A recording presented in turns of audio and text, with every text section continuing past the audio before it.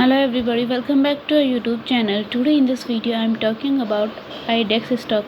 In this video we talk about stock pros and cons and technical analysis and latest news about it.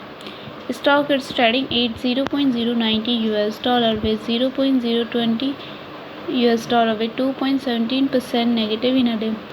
We can easily see stock go volatile for a day. The volume of stock was recently at all-time low, so the fundamental stock is much not better for today.